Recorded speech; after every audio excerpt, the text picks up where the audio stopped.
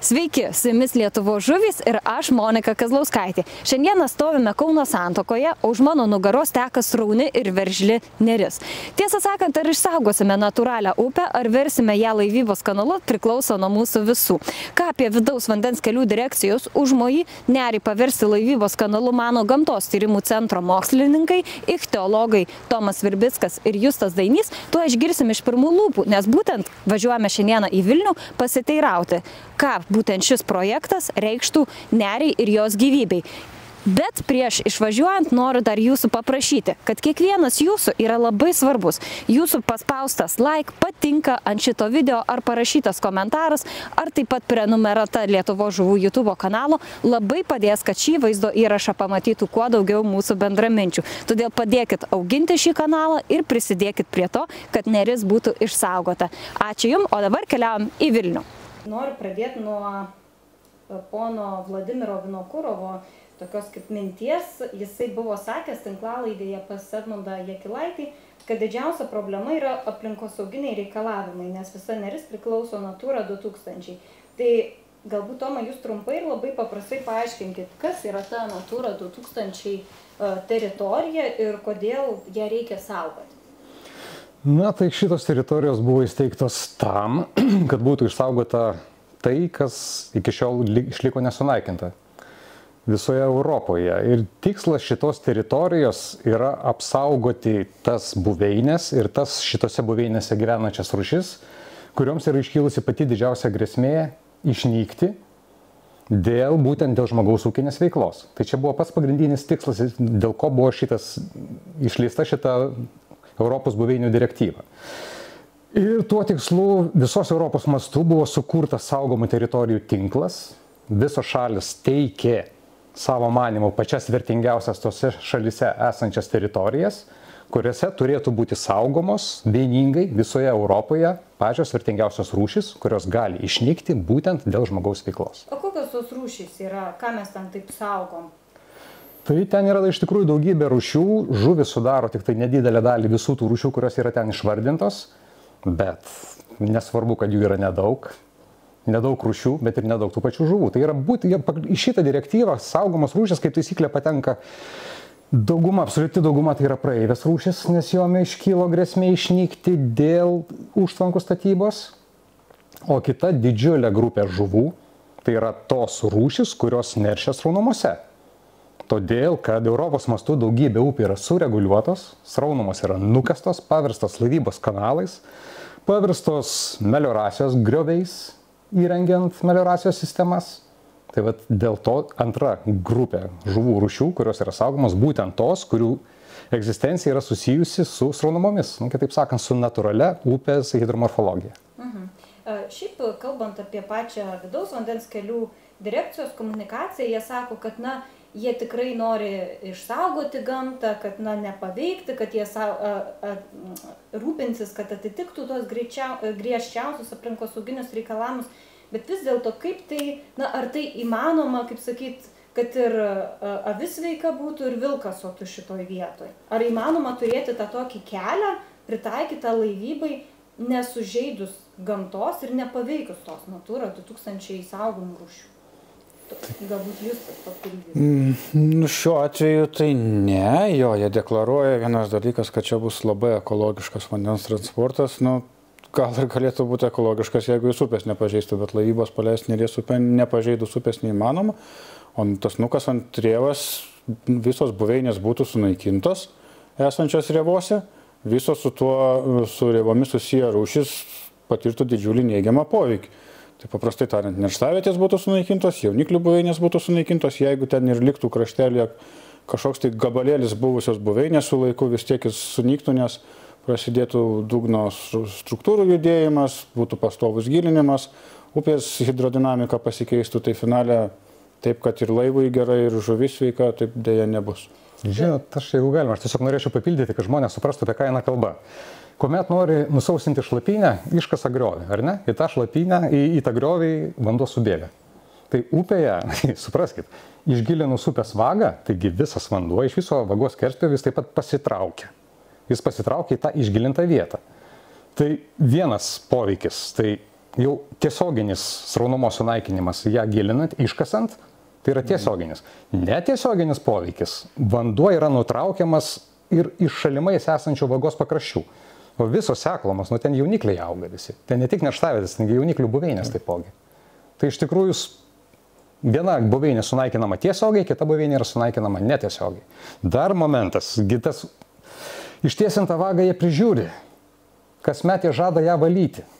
Tai reiškia, kad ta buveinė, net ir tos išlikusios buveinės, jos pasidaro nestabilios, ne tik erdvėjos ir laikė nebestabilios. Ten apie kažkokią stabilumą jau kalbos net nebėra. Ir vis tiek būtų judinamas, ar ne, gruntas, drumsčiasi vanduo, ar ne, tas irgi turbūt nepagelbėtų tiek visiems moliuskams, vėžiagyviams, žuvims. Tai vienareikšmiškai tai pablogintų situaciją. Vienas dalykas, vandens drumstumas didėja, tada temperatūra iš karto auga vandens, mažėja deguonies kiekis, kaip sakot, užpilamos tos pačios buveinės, visas zoobentosas, tie patys moliuskai, nes tas gruntas pilamas arba ant kranto, arba į pakrantės. Bet vat, per tą pačią tinklalaidę, kurią minėjau prieš tai, ponas Vinokurovas minėjo, kad būnos tai yra, sudaro labai gerą aeraciją žuvim ir dar plus efektą duoda. Tai galbūt paaiškinkit klausytojams, kaip vis dėlto yra su tom būnom ir ar tikrai jau tas plus efektas išgaunamas? Būnos. Na, būnos yra skirtos tam, kad nukreiptų tėkmę į išgilintą upės dalį, į patį upės centrą, kad pati tėkmė toliau tos sedimentus išnešinėtų iš tos dalies, kuri yra išgilinta. Tarp būnų tie išliekantis tarpai, jie kaip tik tokie kaip nusėsdintuvai gaunasi. Na ir tiesiog kas gaunasi, vidury upės srovė šiek tiek pagreitėja, pakraščiuose šiek tiek sulėtėja. Kokį tai duoda efektą aeracijai, nedrįščiau spėti, nežinau. Bet geriausiai deguonies vandenį tirpsta tada, kai yra didelė vandens turbulencija, kai vandens paviršius labai stipriai kinta, vibruoja, banguoja, tada deguonis geriausiai tirpsta vandenyje. Tokios sąlygos yra sraunumose. Ta prasme, sunaikinant sraunumas ir įrengiant laivybos kelią, deguonies režimas nepagerinamas, jis vienareikšmiškai pabloginamas. Ir kalbant apie tą, tokia dažnai yra mintis, kad, apie lašišas, jeigu kalbėtume, kad Nemuno tos lašišos, Nemune yra jau tas vandens kelias, ar ne, gilinamas, tvarkomas, ir visą laiką lašišos plaukė ir praplaukė, o dabar su nerim, kad jūs čia kraustotės iš proto ir jos toliau plauksta nerim, viskas ten bus gerai. Tai ką jūs atsakytumėt žmonėm, kurie laikosi tokios nuomonės? Žinot, duočiau pavyzdį. Yra tokia Dunojaus upė, didžiulė upė. 860 km nuo Žiočių, atstumas milžiniškas. Įrengė taip vadinamus plieno ubartus, užtvanką, Iron Gates pavadinimas. Dunojuje gyveno 6 rūšių erškėtai. Pastatydami šitą užtvanką, jie užkirto kelią į pagrindinės nerštavietės, kurios yra aukščiau tos užtvankos, o žemutinė dalis buvo pritaikyta navigacijai. Rezultatai, iš tų 6 erškėtų rūšių viena išnyko visiškai, konstatuota, jos nebėra. Likusios 5 yra kritinės būklės. Dėl vienos užtvankos ir navigacijos kelio įrengimo. Aš toliau prie ko vedu. Bandė tas rūšis atkurti, dirbtinai veisė, visiškai uždraudė žvejybą, jokio pagerėjimo. Verdiktas visi mokslininkai, to regiono specialistai sako, tai pagrindinė išnykimo priežastis ir kritinės būklės, užtvankos pastatymas, užkirtimas kelias į nerštavietės, antra priežastis - laivyba. Dabar atimkit nerį, tarkim, mes turim Nemuną. Klasikinis pavyzdys. Apatinė dalis pavirsta navigacijos kanalų, viršutinė dalis užkirsta migracijai, nestovi užtvanka. Nuimkit nerį. Mes turėsim lygiai tą patį. Tai tiesiog čia gal toks vaizdingas palyginimas. Bet kalbant apie tai, kad Nemuno lašiša tik tais keliauja, tai nėra jos nerštavietės vietos, ar ne? Jos paskui Nemuno antakėliais, kažkuriais gal šlakiai ten plaukia neršti, bet vis dėlto Neris ir Nemunas, koks yra pagrindinis skirtumas, jeigu kalbėtume konkrečiai apie lašišą? Tai skirtumas ir yra tas, kad Nemunas yra migracijos kelias. Neris yra migracijos kelias su nerštavietėmis ir buveinėmis jaunikliams. Tai neryje lašišų populiacijos turbūt yra pusė lizdų plius minus skaičiuojama, taip neršto metu. O gal jums teko domėtis Lietuvos. Tai kokia būklė lašišų bendrai yra? Dabar tarsi džiaugiamės, lašišų išteklių atkūrimo, ar ne, jau lašiša išbraukta iš Raudonosios knygos, žuvivaisa davė rezultatų, nerštaviečių apsauga davė rezultatų, bet bendrai galbūt domėjotės, tyrimus skaitėt, kokią būklę šiandien turim lašišos, ar ta būklė stabili? Nu, šita būklė nebloga, dabar su tuo dirbtiniu veisimu, tas dirbtinis veisimas jis reikalingas, iš tikrųjų esmė yra ta, kad populiacija būtų atkurta ir vėlgi gerai žinoma, kuomet populiacija atsikuria, tada pagrindinė prielaida populiacijos sėkmingai egzistencijai yra leisti jai natūraliai veistis, nebesikišti, nes tada efektyvumas pats didžiausias, jau tai yra 100% įsitikintas su šlakiu ir netgi Lietuvoje. Vakarų Lietuvos upėse šlakiai iš viso nustojo veisti. Ir rezultate jų gausumas padidėjo. Jauniklių gausumas, nes ten yra natūraliai reprodukcija. Taip, tai jau reikia, kaip sakyti, jeigu jau padėjom, tai dabar tvarkykite savarankiškai, ar ne? Taip. Grįžkim šiek tiek prie vidaus vandens kelių direkcijos norų. Jie buvo užsiminę, kad valys nerį ties Kaunu, tai buvo minėjęs Vinokurovas direkcijos vadovas. Upės salos buvo jo pavadintos chaosu, siaubu ir tik upės valymas išgelbės miestą nuo krantų plovimo. Na, ar pritarėt iš vis tokiems jo planams pradėti darbus Kaune? Nu vėlgi, tas valymas sudaro įspūdį žmonėm, kad upė yra kažkokių šiukšlių prisirinkę, o dabar ateis geri žmonės, tas šiukšlės išvalys ir padės upė. Valyti ten nėra ką, ten yra gilinimas, kažkoks kasimas, rausimas, ten šiukšlių nėra ten ką valyti. Vienas dalykas. Kitas dalykas, įsikišimas į Neries žemupį yra kažkada buvęs, jeigu ortofoto atsidarysit. Pačiam žemupį labai nedideliam gabaliuke matomos yra būna supilta žemupį. Tuo tarpu aukščiau yra natūrali upės vaga, akmenynai, riedulynai. Sraunamos, tai tenais jokio gilinimo buvę niekada nėra ir ten jau yra nebevalymas toli gražu, ten yra upės vagos gilinimas, o tai net ir teisiškai žiūrint yra du labai skirtingi dalykai. Bet vis dėlto, jeigu jau būtų, kaip sako, net ir meškeriotojai kalba, jeigu jau leisim įkelt koją į tą Neries valymą, kaip buvo kalbėta, kad galbūt nuo Kleboniškio tilto būtų galima kraustytis link Jonavos, jeigu mes pasižiūrėtume apie tą atkarpą nuo Kauno iki Jonavos, Neris, ar ne, kuo tos buveinės yra reikšmingos ir, na, jeigu vis tik tą vandens kelią tvarkys, gilins, ar kaip čia pavadinti tiksliau, kaip tai vis tik atsilieptų tai pačiai Neriai? Nu, supraskit, prašau. Mes Neryje tyrimus darome kasmet, tai vienose, tai kitose vietose. Nu, dabar išėjo ta kalba apie tą atkarpą žemiau Jonavos. Ten yra daugybė labai gražių sraunumų ir kaip tik pernai kolegos ties Mikoliškais ir ties Karmėlava, tose rėvose, darė tyrimus specializuotus, bet nesvarbu. Tenais daugybė lašišų jauniklių, ten daugybė ūsorių jauniklių, salačių jauniklių, ten daugybė žiobrių jauniklių. Nu, tai rodo, kad ta visa atkarpa, jinai funkcionuoja kaip gyvas organizmas. Dabar vėlgi, Vinokurovas sako chaosas. Chaosas ir siaubas. Nu tai kas yra chaosas ir siaubas Vinokurovui? Nu tai žuvims ir kitiems vandens organizmams gyvenantiems upėje, vandens turizmo mėgėjams ir žvejams mėgėjams chaosas ir siaubas būtų upės pavirtimas kanalu. Dar jeigu šiek tiek papildytum apie žuvų jauniklius, tai būtent ta Neries žemutinė atkarpa ir sukuria sąlygas Nemune atsirasti salačiui, Nemune atsirasti galbūt šiek tiek ūsoriaus labai nedaug. Bet iš principo tai tik dėl to Nemune, pavyzdžiui, yra salačių, nes iš tos atkarpos jie migruoja į Nemuną. Nemune nerštaviečių šitų žuvų nėra.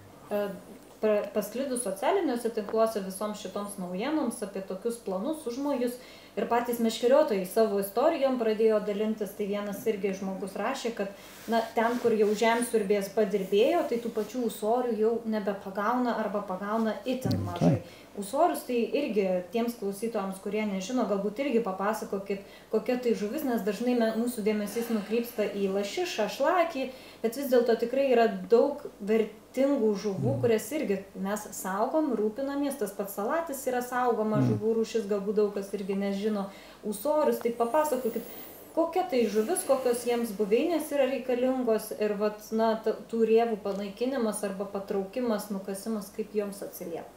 Na, tai ūsorius toksai labai specifinė rūšis, nes jinai gyvena tik sraunumose.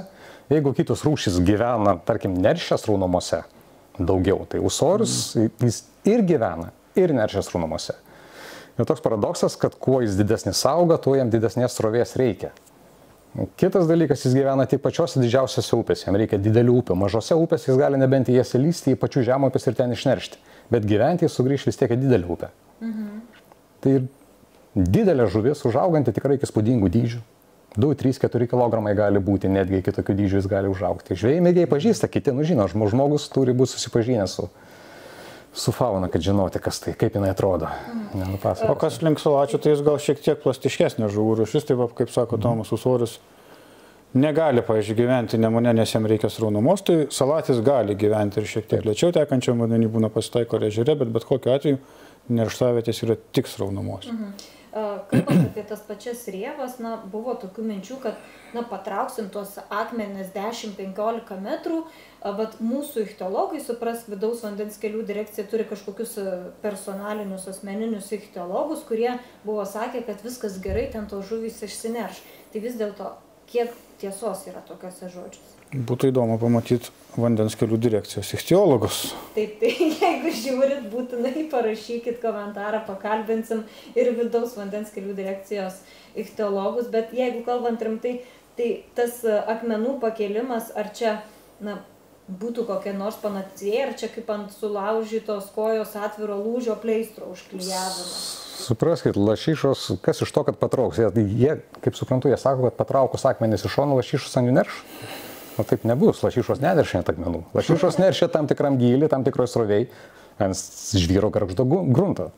Nežinau, čia šitaip sakyti. Bet vėlgi jo, tas pasakymas toks sudaro įspūdį, kad gal iš tikrųjų čia 2 akmenys pastumsim 10 metrų į šoną arba visas projektas, ką mes norim daryti, nors realybėj tikrai pati vandens kelių direkcija žino, kad ne 2 akmenys patrauksim, o ten bus didelis grandiozinis rėvų valymo projektas.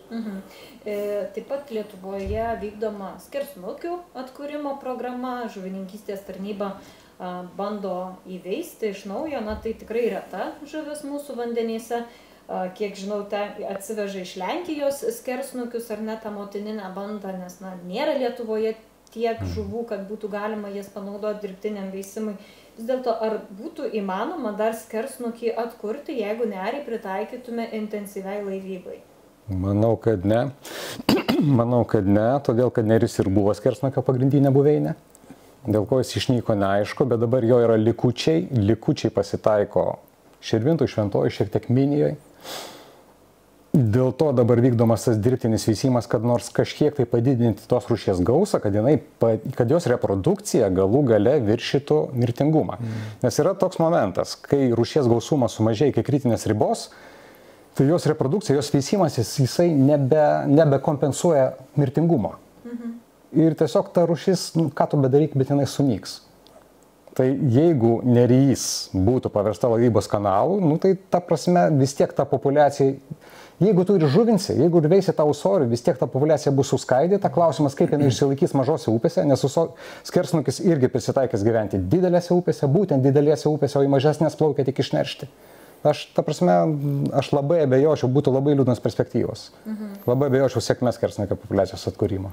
Šiaip tas klausimas galbūt toksai, žinot, ne jūsų darbo lauko, gamtos tyrimų centras neužsiima įžuvinimais ir visa kita, bet šiaip tiesiog teko pačiai ieškotis tos informacijos, domėtis, kiek bent, kad galėtume įsivaizduoti, nes žuvų veisimas, veislinės medžiagos laikymas, visos tos infrastruktūros turėjimas, tai irgi valstybei milijonus kainuoja. Ne vien tik tais vandens kelio ar net tvarkymas, gilinimas, bet mes tarsi viena ranka norim nubraukti tą įdirbį, kurį turėjom žuvų atkūrimui.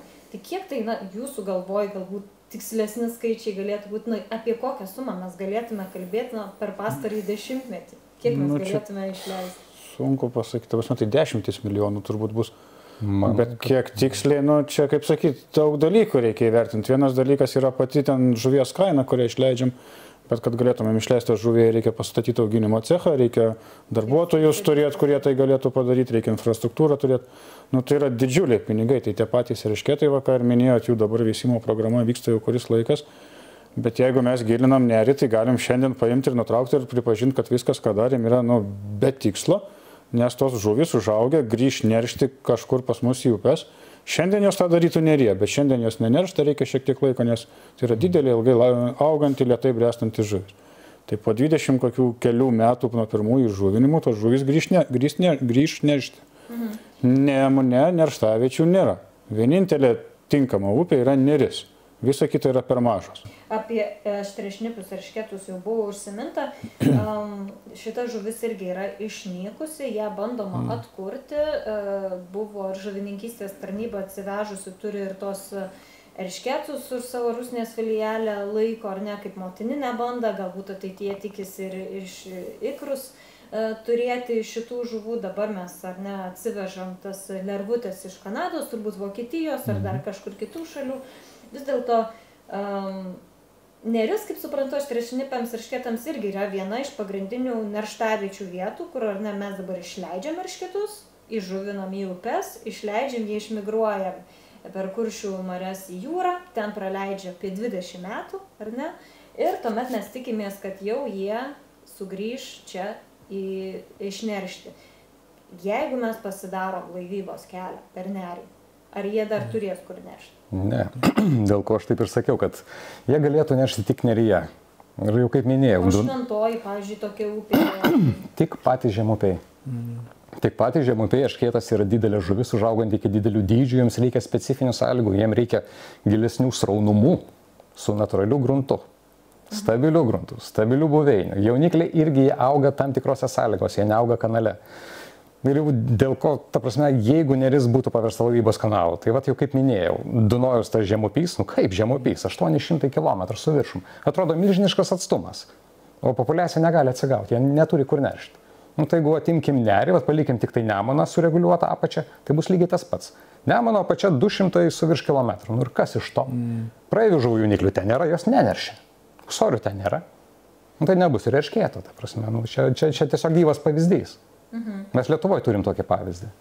Tai vis dėlto jau tokiu atveju, ką reikėtų stabdyti aštriašnipių eršketų atkūrimo visą programą? Jeigu Neris būtų gilinima, taip, ne, tai tada jau taip. Su eršketu jau nėra, kad tada ir kalbos nėra, nes tiesiog būtų sunaikinta vienintelė upė, kuris galėtų natūraliai veistis.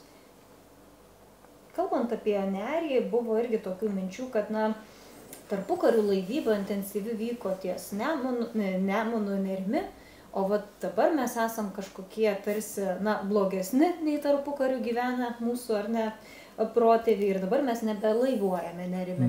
Tai vis dėlto, kas yra pasakoma, o kas yra nutylima šitoj vietoje? Žinot, man būtų labai įdomu sužinoti, kokia laivyba ir kur. Todėl, kad, nu, aš vat specialiai dabar pasiskaičiau, man pasidarė labai įdomu, ten geografų vat aprašai, kai būdavo tarpukario metu Nerimi plukdomi sieliai. Taip. Ir sielininkai baisiausiai keikdavosi ir netgi tom sraunumom davė pavadinimus, kaip Velnio tiltas, kaip dar kažkas, tai ten, kur būdavo didžiausia problema, tos sielius praplukdyti. Nu, tai reiškia, tos rėvos egzistavo. Tai reiškia, nieks jų nebuvo nukasęs. Jūs tas turi kažką pridurti.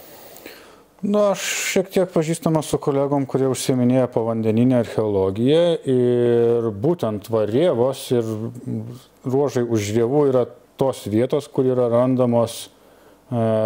randami sielininkų naudoti įrankiai, ten įvairius skobiniai, kirviai ir taip toliau. Kas rodo, kad plaukiant per tas rėvas, būtent, ką sako rėvas, būdavo visko, būdavo virsta tie sieliai, nutrūksta, ten kažkas nugriūva, išbyra. Ramiuose upių ruožuose tokių radinių paprastai būna arba labai nedaug, arba iš viso nebūna. Tai būtent, tai laivyba Neryje vyko rąstų pagalba, sieliais. Nemune kitas reikalas, Nemune laivyba galbūt buvo gerokai intensyvesnė negu Neryje, bet tokios upės kaip Neris tikrai neplaukiojo ten didelės baržos ir didelių kiekių kažkokių tais nepervežinėjo. O apie Neries patį vandeningumą, jeigu kalbėtume, ar ne, nes čia yra daug tokių dar klausimėlių, prie jų prieisim, bet noriu paklausti apie tą Baltarusijos poveikį Neries vandens lygiui, nes, na, turim suprasti, kad Baltarusija yra užtvenkusi Nerį, turi, ar ne, ten užtvanką. Kaip pasikeitė apskritai Neris po tų statybų? Na, ta užtvanka tai ko gero labiausiai paveikė potvinius, nes užtvanka, jeigu tvenkinys yra pakankamai didelis, tai jis akumuliuoja potvinio vandenis ir tokiu būdu išlygina nuotėkį žemiau tvenkinio. Na, jis, prasme, sumažina potvinio mastą. Bet kita vertus, ta Vileikos užtvanka, nors jinai ir turėjo poveikį potviniams, bet jinai nuo Lietuvos sienos yra ne 180 km. tai jinai pačio vandeningumo, kas žino, ar labai paveikia, nes į šitą atkarpą vis tiek suteka ir intakai, ir yra gruntinis maitinimas vis tiek, tai bent tas vandens kiekis, manau, kad išsilygina. Bet jeigu baltarusai sugalvotų pastatyti hidroelektrinę kažkur tai arti Lietuvos sienos, nu, tai be abejo tada gali atsiliepti visaip. Vandeningumo dėl to vandens lygio pačioje Neryje, na tai vasaros nuosekiai, tiesiog čia gali būti ir, nors gal tai ir nėra labai ryšku, bet tai gali būti ir klimato kaitos padarinys.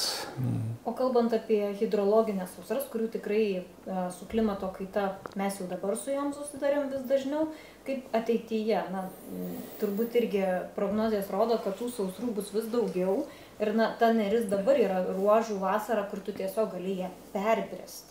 Tai kaip bus, jeigu dar atsirastų ir kanalas kažkoks? Vėl čia klimatologai turbūt geriau galėtų pakomentuoti, kokia ten yra ateities prognozija, bet panašu, kad tų tokių ekstremalių įvykių daugėja.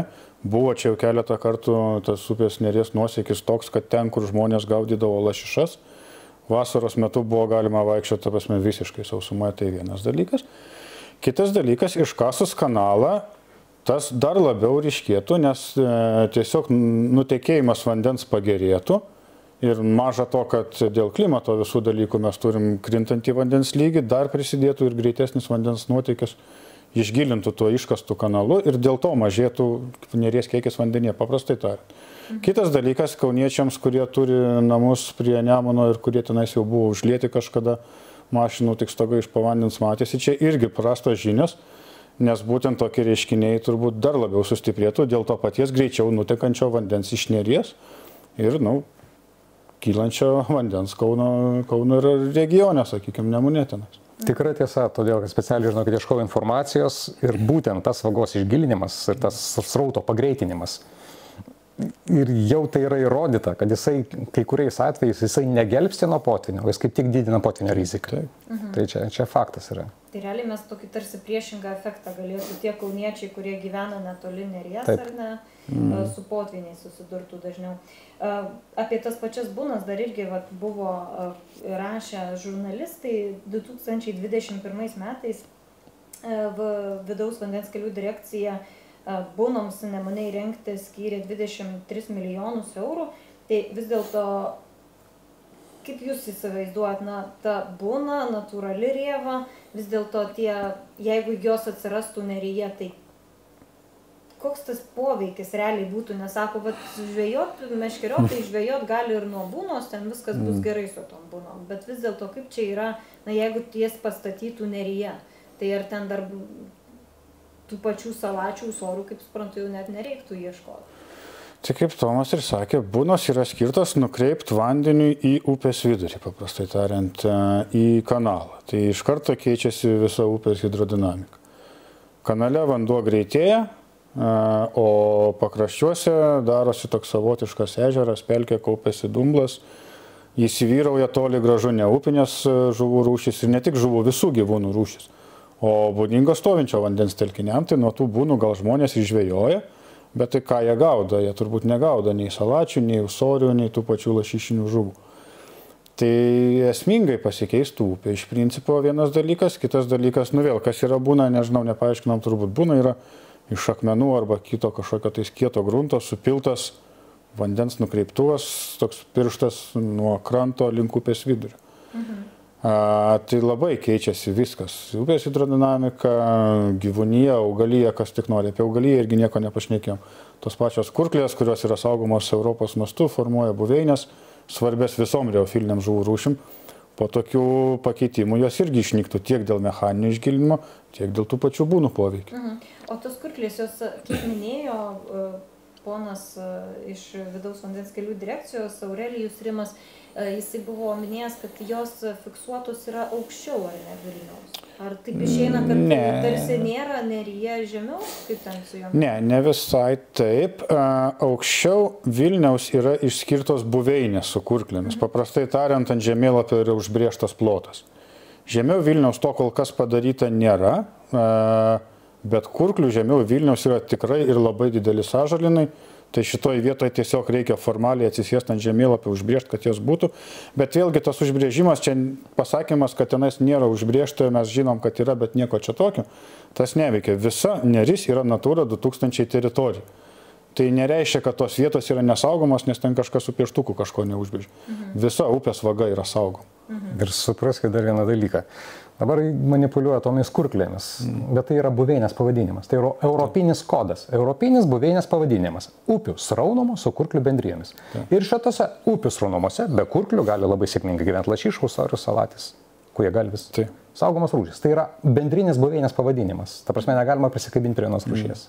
O apskritai, jeigu taip apibendrinant visą pokalbį apie nerį, nes tuoj pereisim apie Nemuną, neris jinai net vadinama pasauliniu mastu išskirtinė upė. Ar mes čia, kaip sakyti, nepersistengiam girdami nerį, ar jinai iš tiesų tokia išskirtinė, kad jau pasaulyje yra mažai tokių upių kaip mūsų neris? Tikrai nepersistengiam, nes, kaip sakiau, kaip daviau pavyzdį, mes turim dvi didelės upės šalyje, Nerį ir Nemuną.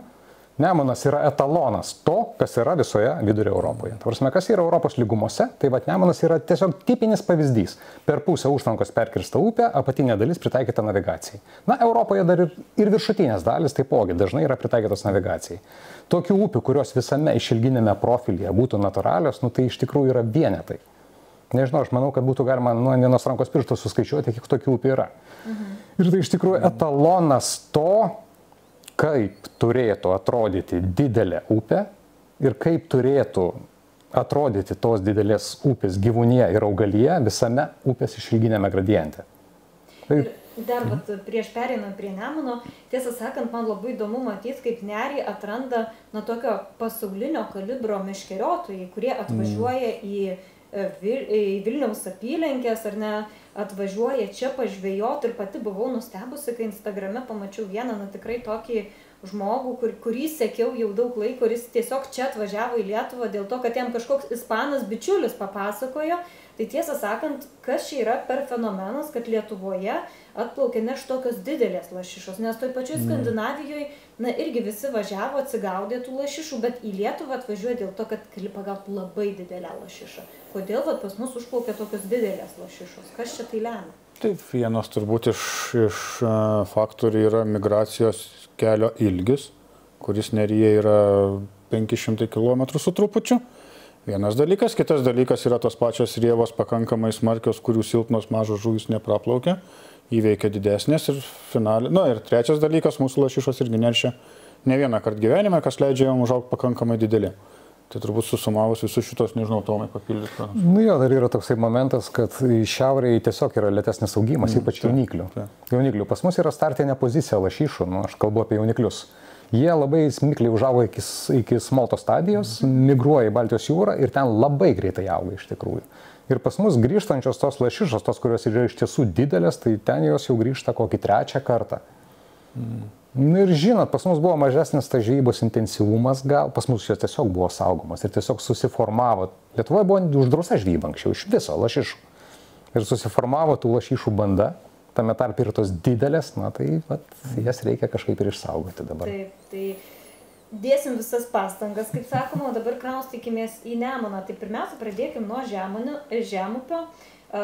Ką rodo jūsų tyrimai? Kaip pasikeitė Nemuno ekologinė būklė po to, kai žemupyje pradėti upės gilinimo darbai?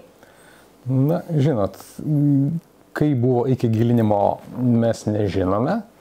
Bet tiesiog dabar galime vertinti pagal analogą, kaip analogą pasirinkdami Nemuną aukščiau Kauno hidroelektrinės.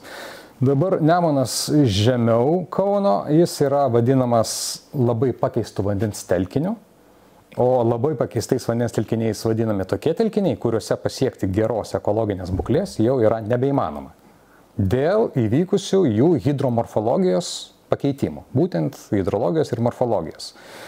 Tokių telkinių būkliai vertinti naudojami, kriterijams, ekologinės būklės rodikliams yra mažesni reikalavimai. Jau yra susitaikyta su tam mintim, kad ten būklė yra prasta, dėl to reikalavimai yra mažesni, kad išlaikyti bent tą žemesnį lygį. Jeigu Nemuno žemiau Kauno būklė būtų vertinama pagal tokius pačius kriterijus, kokie yra taikomi Nemunui aukščiau Kauno, tai Nemuno žemupio būklė būtų vertinama kaip bloga. Nes yra 5 būklės klasės – labai gera, gera, vidutinė, bloga ir labai bloga. Tai Nemunas žemiau Kauno būtų vertinamas kaip būklė kaip bloga.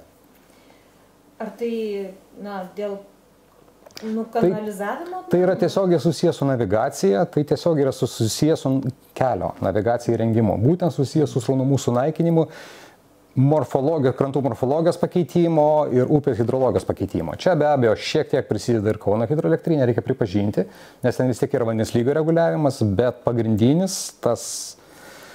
vis tiek pagrindinė pažaida, dėl ko šita upė buvo priskirta labai pakestėjim vandens telkiniam, tai buvo natūralios hidromorfologijos pakeitimas. Kaip vertinat Nemuno aukštupyje pradėtus darbus? Čia dabar socialiniuose tinkluose daug tos informacijos, yra ir nuotraukos, ir kiek girdėjau, aplinkos apsaugos departamentas pradėjo tyrimą, nes rado tam tikrų netitikimų. Kaip jūs, kaip mokslininkai, mokslų daktarai tyrinėjantis žuvis, kaip jums tas projektas atrodo? Kaip čia dabar atsakyti?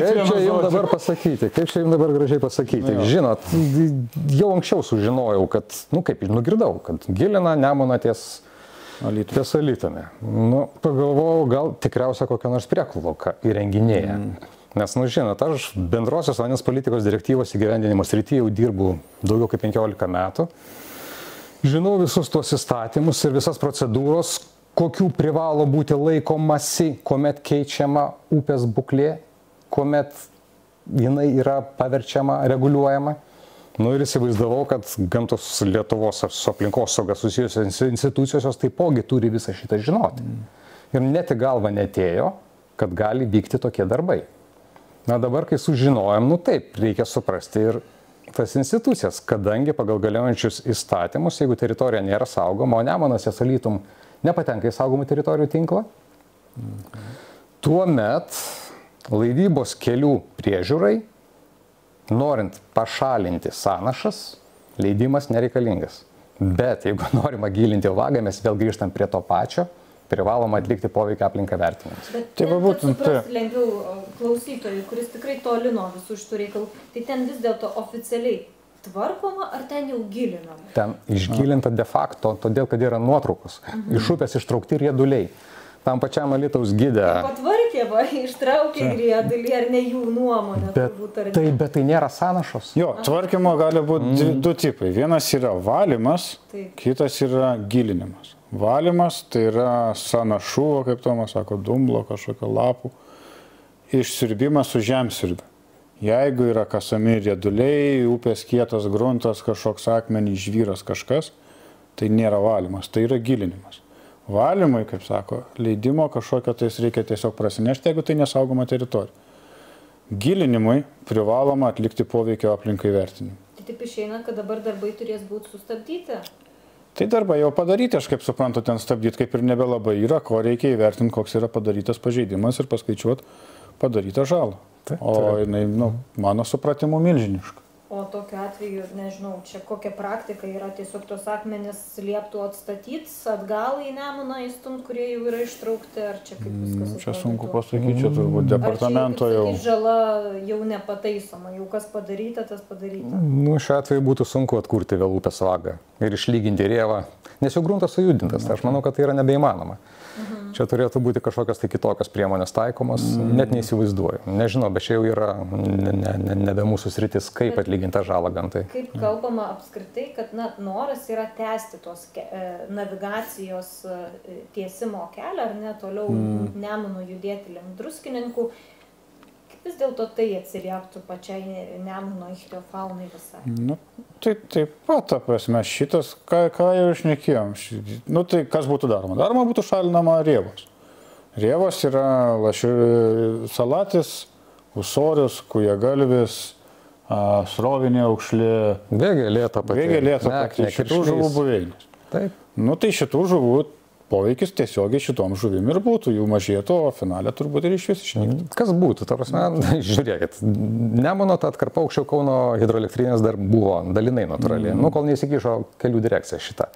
Yra dvi galingos rėvos sankaupos, viena sankaupa apie Alytų, tai panašu, kad jas jau nuknyso, kita sankaupa yra Dzūkijos nacionalinio ribose ir ties pačiais Druskininkais.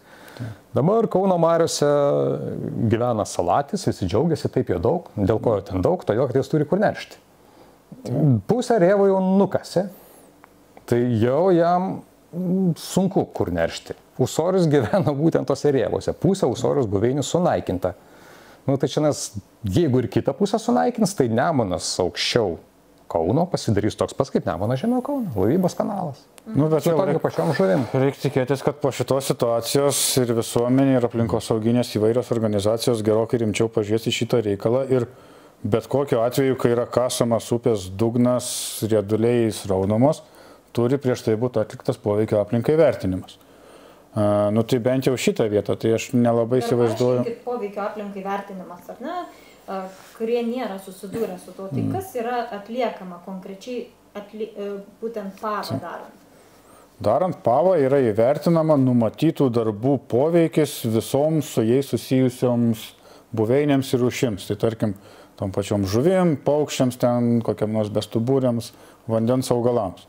Ir yra įvertinamas, koks bus padaromas poveikis. Ir arba numatomos kažkokios tai kompensacinės priemonės, jeigu tokios yra, nu arba įvertinama, kad poveikis yra labai reikšmingas, kompensacinių priemonių galinčių atsvert padarytą žalą nėra ir tiesiog nėra išduodamas leidimas tokiem darbam vykdyti. Ir tuomet jau tai yra užkertamas kelias galutinai, ar ne, ir jau viskas? Iš principo taip. Europos Sąjunga turi tą dokumentą gamtos atkūrimo reglamentas, ar ne, jisai buvo derintas, ar ne, daug įvairių diskusijų tarp narių buvo, bet vis dėlto jisai bus privalomas visoms narėms, ar ne? Mes tarsi einam link to, kad mes atkurtume gamtą, kad mes pasirūpintume tuo, ką jau, tiksliau atkurtume tai, ką jau sugadinom, o mes šiandien diskutuojam apie tai, kad reikia toliau kastis, vykdyti laivybą, tą natūralią vagą keisti. Kaip tai tarsi prasilenkia su tuo, ką į Lietuvą, kokie dokumentai reikalavimai ateina ir ką mes čia šiandien darom, apie ką mes čia su... Tai be to mes BVPD turim bendrąją vandens politikos direktyvą, kuria įsipareigojom nepabloginti vandens telkinių būklės ir kita ranka mes tą būklę bloginam ir drastiškai. Supranta, čia yra pažeidžiami, nusižengiama ir europinės įstatymams būtų nusižengiama, jeigu būtų išduotas leidimas. Negalima išduoti tokio leidimo tol, bloginti vandens telkinių būklę, nes yra reikalaujama vandens telkinių būklę gerinti, o ne bloginti. Ar ne? Jeigu dėl kažkokių tai priežasčių norima vandens telkinio būklę pabloginti, tuomet turi būti apie tai informuota tiek visuomenė, tiek Europos komisija. Apie tai turi būti nurodyta upių baseino valdymo planuose, kurios šalis narės privalo teikti Europos komisijai. Ten turi būti pateikti visi įrodymai, kartu ir ekonominiai skaičiavimai, pagrindžiantis, kad to, ko siekiama, norint pabloginti tos upės būklę, neįmanoma pasiekti kitom priemonėm, kurios aplinkosauginiu požiūriu būtų daug geresnės. Tai turi būti ir tik tada, jeigu Europos komisija pritartų. Taip, daugiau neįmanoma to pasiekti jokiais kitais būdais. Tai, ko jūs siekite, yra be galo svarbu žmonių saugumui ir sveikatai. Tada tik to. Bet apie tai prieš tai turi būti informuota Europos komisija. Taip, tai čia už tai ir bandoma turbūt ir tą Vilniaus ar ne žmonių evakuacijos klausimą pakelti, ne, kad tai kariuomenė, nors pati kariuomenė apie tai visiškai nekalba ir nedviprasmiškai sako, kad šiandieninėse jų planuose to net nėra. Tai vis dėlto dar noriu pabaigai paklausti apie upelių renaturalizavimą. Atrodo, ir dabar taip netarsi ironiška, kad mes mažyčius upelius, kurie buvo paversti melioracijos grioviais, bandom renaturalizuoti, juos atgaivinti, kad ten atsirastų gyvybė. Tam beje skiriami irgi dideli pinigai, tam yra įgyvendinami projektai, o mes kalbam apie didžiųjų mūsų upių pavertimą laivybos ar ne kanalais. Man asmeniškai tai yra sunkiai suvokiam, kad mes upelius renaturalizuojam, o didelės upės šast ir pritaikom laivybai. Tai iš mokslo pusės ir iš gamtosauginės pusės čia tokie pasiūlymai apskritai sveiko protų turbūt sunkiai suvokiami. Nežinau, aš tai komentarą nelabai. Kaip čia pasakyti, štai toksai, įdomus dalykas. Dabar Lietuvoje vykdomas didžiulis LIFE projektas. Jo trukmė 10 metų, jame dalyvauja aplinkos ministerija, aplinkos apsaugos agentūra, aplinkos apsaugos departamentas, gamtos tyrimų centras, Lietuvos energetikos institutas. Visa krūva organizacija, ar ne 16 organizacijų, visuomenininkai. Ir vienas iš to projekto tikslų yra atkurti buveinės sureguliuotose upėse. Ir viena iš pagrindinių priemonių numatyta tų buveinių atkūrimui pagerinti tų sureguliuotų upių. Aš kalbu apie sureguliuotus nedidelius upelius, kurie bus sureguliuoti melioracijos tikslams. Viena iš pagrindinių priemonių atkurti tą būklę yra sraunumų dalinis atkūrimas, todėl kad labai gerai žinoma, kad tai yra pati efektyviausia priemonė. Plane, kurį įsipareigota įgyvendinti, įgyvendinant LIFE projektą, numatyta atkurti 40 km sureguliuotų upių atkurpų, bendras ilgis, kad būtų 40 km.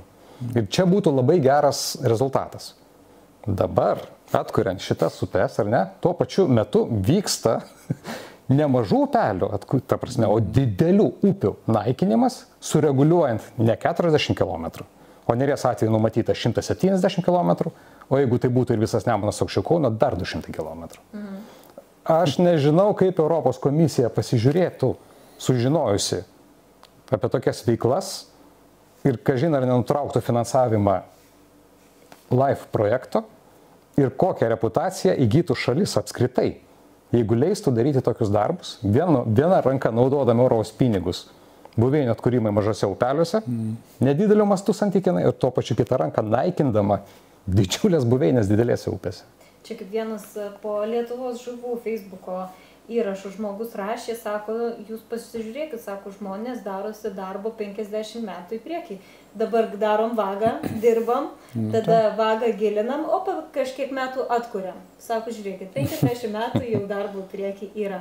Tai reikia tikėtis, kad tuo keliu nenueisim, bet dar tokia viena irgi iš diskusijų kilo, kad jūs meškeriotojai, gamtos mylėtojai turit nerį, jūsų čia yra hobis. Bet mano, pavyzdžiui, hobis yra plaukioti, aš noriu nuplaukti jachtą, gyvenu Karmėlavoj, noriu jachtą nuplaukti į Stokholmą. Kaip man susitart šitoj vietoj, ką pasiūlytumėte? Ne, man nuplaukti galima turbūt su jachta į Stokholmą iš vienos pusės. Iš Karmėlavos netaip toli ir nuvažiuoti iki Stokholmos. Kaip ir nelabai. Tai žvejyba turbūt neprieštarauja įvairiems aplinkosauginiams reikalavimams, įstatymams ir taip toliau. Tai jeigu...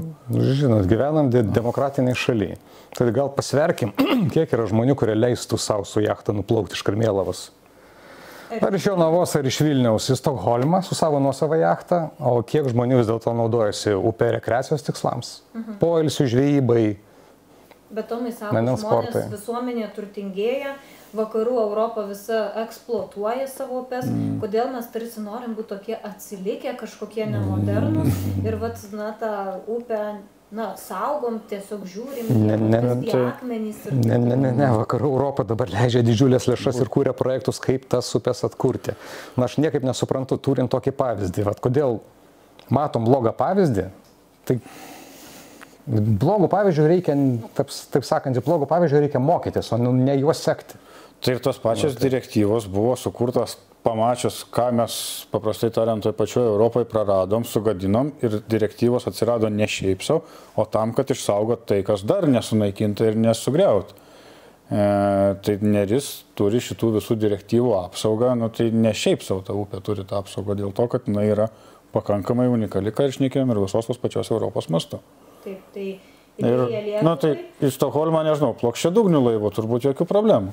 Taip, idėja Lietuvai, tiesą sakant, kviesti turistus iš viso pasaulio ir Europos, pasižiūrėti, kaip atrodo dar nesugadinta upė, kokia yra jinai turtinga savo žuvimis, savo retomis rūšimis ir tiesą sakant, jau ir dabar gražu matyti, kad Nerį atranda vis daugiau keliautojų, meškeriotojų iš viso pasaulio.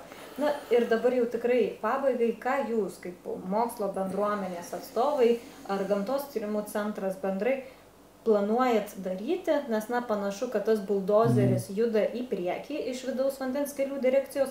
Ar jūs esat numatę kažkokį oficialų kreipimąsi parengti? Kokie jūsų planai? Šiai dienai, kas yra daroma, tai yra rengiama oficiali gamtos tyrimų centro pozicija šituo klausimu. Ir kiekvienas turbūt savo srities ekspertas savo sritį pakomentuos, kaip jie matosi. Mes iš savo varpinės, kaip sakyt, stengiamės kažkaip apgintas žuvų interesus šitoje upėje. Ir tiesiog, žinot, žiūrėsim, kaip viskas vyks toliau. Nes dabar mes išreikšim savo poziciją kaip mokslininkai, kaip mokslo institucija. Bet jeigu, tarkim, būtų išduotas leidimas reguliuoti didelių upių vagas saugomose teritorijose, jeigu tai būtų valstybės institucijų išduotas leidimas. Tuomet mes tikrai šitą leidimą skųstume Europos komisijai. Yra tenas tokia Ekostat darbinė grupė prie Europos komisijos. Vienas padalinys dirba būtent su upių hidromorfologija. Mes tikrai pradėtume su jais konsultacijas ir imtumėmės visų žingsnių, kad šitai būtų sustabdyta. Jeigu tai nepavyks sustabdyti čia, na tai bandysim, kad būtų sustabdyta iš kitur. Na, bet reikia tikėtis, gal kelių direkcija tikrai nepagalvojo, kad Neris yra tokia ypatinga ir svarbi upė ir dabar sužinojo visą reikiamą informaciją savo. Tokių planų atsisakys ir džiaugsis natūralia upė, kaip sakyt. Nežinau, gal vidaus auditorijos kelių direkcijai kažką buvo, sakė jų ichtiologai, o gal ir nebuvo nieko minėję apie Neries svarbą.